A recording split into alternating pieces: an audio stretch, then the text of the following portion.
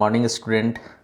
बिहार कर्मचारी चयन आयोग वेटनरी कॉलेज पटना 14 आशु लिपिक अनुदेशक आशु लेखन पदों पर नियुक्त हेतु आयोजित की जाने वाली प्रतियोगिता परीक्षा का विज्ञापन में आपका स्वागत है। साथ ही स्वागत है आपका स्टूडेंट डेज चैनल, आपका अपना चैनल में भी आपका स्वागत है। तो आज हम लोग बिहार कर्मचारी चयन आयोग के द्वारा निर्गत एप्लीकेशन आवेदन जो आमंत्रित किए गए हैं उस पर संक्षिप्त परिचर्चा के लिए उपस्थित हैं, हाजिर हैं। तो आज हम लोग स्टार्ट करते हैं, प्रारंभ करते हैं कि इसमें जो मुख्य बिंदु जो नोटिफिकेशन है, जो फॉर्म भरने से पहले तक का जो जानकारी है और फॉर्म भरने की जो जानकारी है और उसके बाद की जो जानकारी है उस पर हम लोग संक्षिप्त चर्चा करेंगे।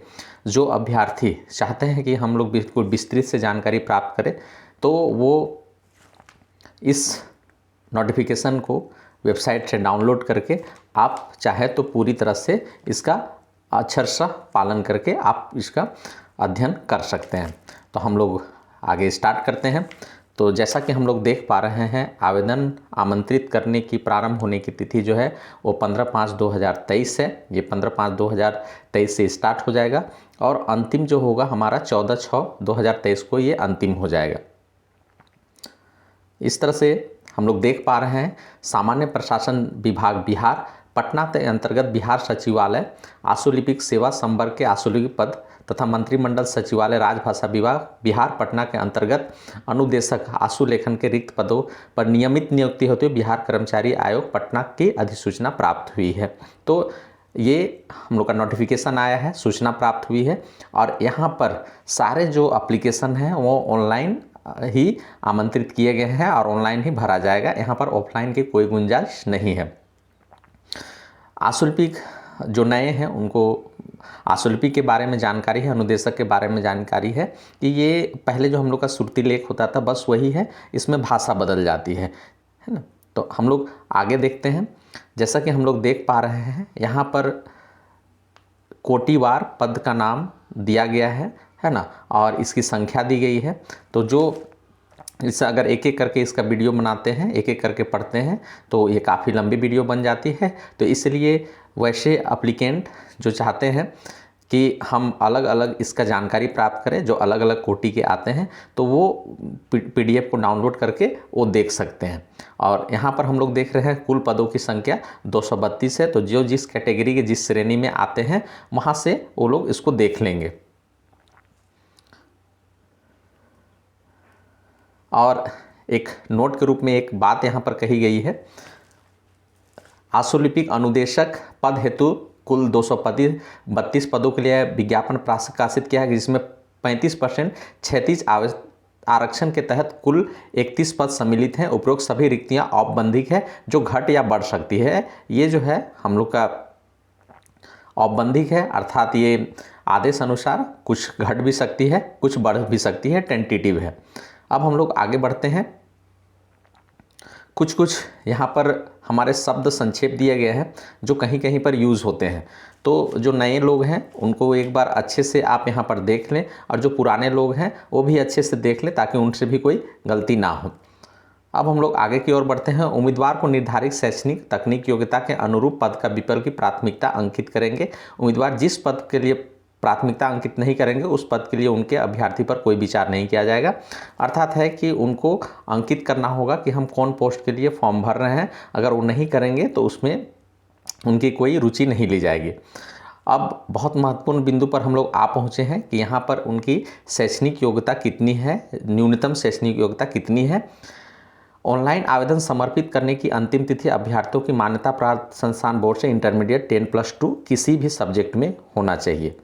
उसके बाद आशुलिपिक अनुदेशक पद हेतु मौलवी प्रमाण पत्र, ITI जो 2 साल का होता है और डिप्लोमा जो 3 साल का होता है, पॉलिटेक्निक, सारे जो है वो इंटरमीडिएट कक्ष के अर्थात 10+2 माने जाएंगे। काफ़ी रोचक तथ्य यहाँ पर लिखा हुआ है कि जो मौलवी प्रमाण पत्र है, जो ITI का प्रमाण पत्र है और जो 3 वर्षीय जो डिप्लोमा करते हैं वो सारे जो है इंटरमीडिएट के समकक्ष माने जाएंगे। अब हम लोग आगे की ओर बढ़ते हैं। न्यूनतम तकनीकी योग्यता ऑनलाइन आवेदन समर्पित करने की अंतिम तिथि जो अभी हम लोग बात किए, तब अभ्यर्थियों की मान्यता प्राप्त संस्थान से उपरोक्त तालिका में वर्णित पदों और विभागों के सामने उल्लिखित न्यूनतम तकनीकी योग्यता धारण करना अनिवार्य है। या जब कहने का अर्थ है कि जो लास्ट डेट है उस दिन तक आपका जो मूल प्रमाण पत्र है वो आपको प्राप्त हो जाना चाहिए। अब आरक्षण का लाभ सिर्फ बिहार के लोगों को ही मिलेगा, बाकी लोगों को जो है वो जनरल माना जाएगा, सामान्य माना जाएगा। चूँकि ये पूरे भारतवर्ष के लिए आवेदन आमंत्रित है तो कोई भी वहाँ पर भर सकते हैं, लेकिन आरक्षण का जो लाभ है सिर्फ और सिर्फ बिहार के अभ्यर्थियों को मिलेगा। और उनको अपना जो प्रमाण पत्र है, जैसे जाति प्रमाण पत्र, आवासीय प्रमाण पत्र, आय प्रमाण पत्र और जो हमारा PWD के जो BD के जो प्रमाण पत्र हैं फिजिकल डिसेबिलिटी के, वो सारे जो है उनको सक्षम अधिकारी के द्वारा निर्गत समर्पित करने होंगे। तो अब हम लोग आगे देखते हैं। आरक्षण का दावा करने वाली विवाहित महिलाओं को जाति क्रीमिलेयर रहित प्रमाण पत्र उनके पिता के नाम एवं पता से निर्गत होना चाहिए, ना कि पति के। इसको थोड़ा सा गौर किया जाए। जितने भी महिला अभ्यर्थी हैं जो आरक्षण का दावा करेंगी, उनको अपना पति के नाम से अपना प्रमाण पत्र नहीं बनाना है, उनको पिता के नाम से अर्थात अपने मायके से सारा प्रमाण पत्र बनाना होगा।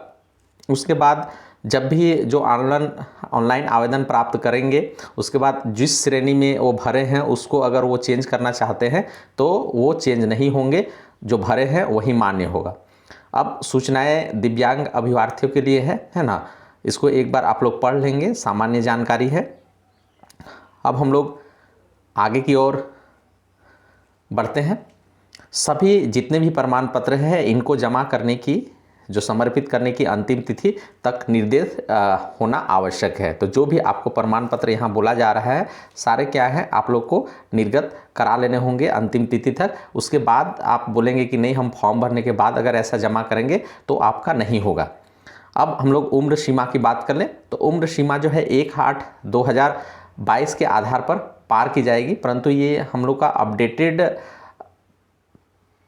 है 1/8/2022 के आधार पर मानी जाएंगी। परंतु वैसे अभ्यर्थी जो 1/8/2016 को सरकार द्वारा निर्धारित अधिकतम उम्र सीमा को धारित करते हैं, वो उक्त तिथि तक अपना निर्धारण शैक्षणिक योग्यता धारण करते हैं, वह भी उम्र सीमा के आधार पर सामान्य प्रशासन विभाग के पात्रता 2012-23-1/2006 के आलोक में इस परीक्षा के पात्र होंगे। अब हम लोग आगे देखते हैं उम्र सीमा कितनी कितनी है। न्यूनतम 18 वर्ष है और मैक्सिमम जो है हम लोग का पुरुष के लिए 37 साल है और महिला के लिए 40 साल है। और इसके बाद जो बिहार सरकार की ओर से जो भी छूट मिलेंगी बिहार वासियों को है ना, वो अलग से है। तो छूट किनके कितनी है वो यहाँ पर हमारे पास दिया हुआ है, आप उसको चाहे तो पढ़ सकते हैं। अब हम लोग शुल्क की बात कर ले, परीक्षा शुल्क की। तो सामान्य पिछड़ा वर्ग, अत्यंत पिछड़ा वर्ग और सामान्य वर्ग को मिला करके सबको जो है वो व्यक्तिगत रूप से 540 रुपये देने होंगे। फिर से सुन लिया जाए, सामान्य वर्ग, पिछड़ा वर्ग और अत्यंत पिछड़ा वर्ग के पुरुष अभ्यर्थियों के लिए 540 रुपये। अनुसूचित जाति, अनुसूचित जनजाति, बिहार के अस्थायी निवासियों के लिए 135 रुपये। सभी श्रेणी के दिव्यांग के लिए अनुसूचित जाति, अनुसूचित जनजाति के समान 135 रुपये और सभी श्रेणी की महिलाएं सिर्फ बिहार के अस्थायी निवासियों के लिए 135 रुपये और बिहार के राज्य के सभी बाहर के श्रेणी के अभ्यर्थियों पुरुष या महिला के लिए 540 रुपये, अर्थात बिहार के बाहर वालों को शुल्क में कोई भी छूट नहीं है। परीक्षा शुल्क की राशि की प्रक्रिया प्रोसेसिंग चार्ज एवं सेवा सर्विस टैक्स अभ्यर्थी के द्वारा अलग से वहन किया जाएगा। जो भी सर्विस टैक्स लगेगा या लोग जहां से फॉर्म भरेंगे उनका जो चार्ज होगा सारा चीज़ वो खुद वहन करेंगे, है ना। विभाग कोई भी चीज़ का शुल्क का वहन नहीं करेगा।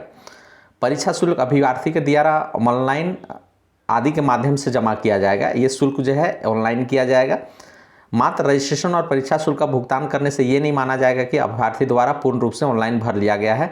परीक्षा शुल्क किसी भी स्थिति में वापस नहीं किया जाएगा। काफ़ी महत्वपूर्ण बात है कि सिर्फ हम रजिस्ट्रेशन कर लिए और शुल्क जमा कर लिए तो हमारा एप्लीकेशन पूरा सही हो गया, ऐसा कोई ज़रूरी नहीं है ना। जब तक आपका सर्टिफिकेट, जब तक आपका डॉक्यूमेंटेशन नहीं हो जाता है तब तक आप ये नहीं माना जाएगा कि आपका एप्लीकेशन सही है, रद्द भी हो सकता है। साथ ही ये अहस्तांतरणीय है, ये किसी भी दूसरे परीक्षा के लिए ये हस्तांतरित नहीं होगा।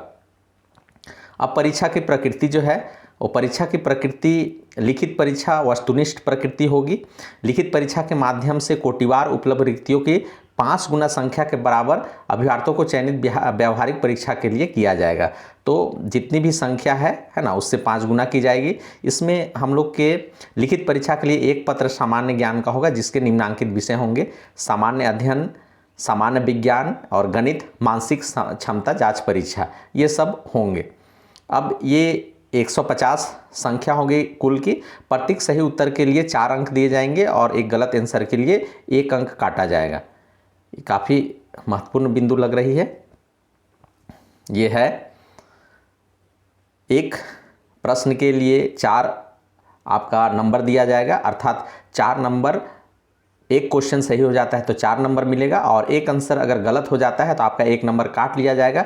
टोटल जो प्रश्नों की संख्या है 150 है, अर्थात 600 नंबर की परीक्षा है और परीक्षा की अवधि 2 घंटा 15 मिनट की होगी। और ये प्रारंभिक प्री जो परीक्षा है वो हिंदी और अंग्रेजी में से किसी एक पर आपका होगा, जो आप सिलेक्ट करेंगे। अगर हिंदी और अंग्रेजी के प्रश्न में कोई भिन्नता आ जाती है तो अंग्रेजी का ही मान्य होगा। अगर कहीं पर मिसप्रिंट आ जाता है, दोनों का मैच नहीं करता है, तो वो अंग्रेजी का ही मान्य है। लिखित परीक्षा का सिलेबस निम्न प्रकार से है। पहला सामान्य ज्ञान है, दूसरा समसामयिक विषय है, करंट अफेयर्स है, जैसे खेल है, भाषाएं हैं, लिपि है। उसके बाद भारत और उसके पड़ोसी देश है। सामान्य विज्ञान और गणित है। सामान्य विज्ञान, गणित, मानसिक क्षमता, व्यवहारिक परीक्षा के अंतर्गत आपका हिंदी श्रुतिलेख है ना, गति 4 मिनट के लेखापान के द्वारा जाँच की जाएगी। ये प्रैक्टिकल है, जब आप प्री पास करेंगे तब।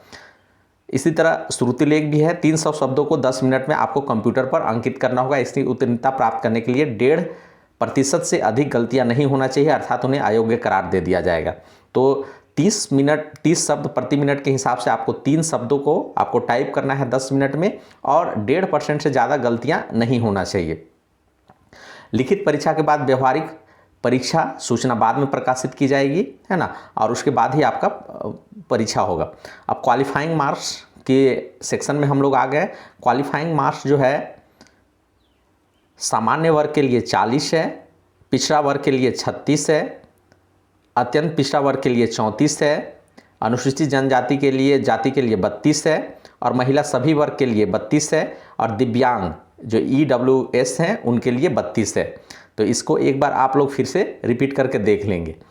ऑनलाइन आवेदन भरने की संबंधित तिथि और अन्य निर्देश जो है आपके सामने दिख रहे हैं, जैसा होम पेज पर 15/5/2023 को ये शुरू हो रहा है और आपका ख़त्म 14/6/2023 को हो रहा है। इसी दिन आपका सारा सर्टिफिकेट जो है वो जमा हो जाना चाहिए, है ना। और जितने भी आप अगर कोई इनकम्प्लीट है तो आपको इस दिन उस डॉक्यूमेंटेशन सारा कंप्लीट कर लेना है। ऐसा नहीं कि कोई डॉक्यूमेंट बाद में आपको दिया जाएगा। ये सब भरने के लिए आपका जो वेबसाइट है, बिहार गवर्नमेंट की जो वेबसाइट है https:/bssc.bihar.gov.in, इसी पर आप लोग का सारा जानकारी उपलब्ध है। अगर यहाँ कुछ जो जानकारी छूट जा रही है और किसी का विस्तार रूप चाहते हैं तो आप इसी में जा करके आप उसको देख सकते हैं, है ना। बाद में आपका ये जो नोटिफिकेशन आया है किसी भी त्रुटि के लिए कोई जिम्मेदार नहीं होगा। अब हम लोग आगे बढ़ते हैं। ऑनलाइन आवेदन करने की प्रविष्टियों में किसी प्रकार के सुधार परिवर्तन है तो समर्पित अभ्यर्थियों पर विचार नहीं किया जाएगा। जो भी अगर किसी प्रकार का आप सुधार के लिए चाहते हैं कि सुधार हो जाए मेरा, तो कोई सुधार नहीं होगा। नेक्स्ट है हम लोग का जो जन्म तिथि है वो मैट्रिक के प्रमाण पत्र से ही आपका अनुसार वहाँ पर काउंटिंग किया जाएगा, गिनती किया जाएगा, गणना किया जाएगा। अब हम लोग आगे की ओर बढ़ते हैं। दृष्टिहीन या दिव्यांग अभ्यर्थी जिनकी निःशक्तता 40% या उससे अधिक है, उन्हें श्रुतिलेख की आवश्यकता है तो उन्हें श्रुतिलेखक के नियम अनुसार उपलब्ध कराया जाएगा। तो इनके लिए उनको असिस्टेंट उपलब्ध कराया जाएगा जिनका 40% से ज़्यादा है।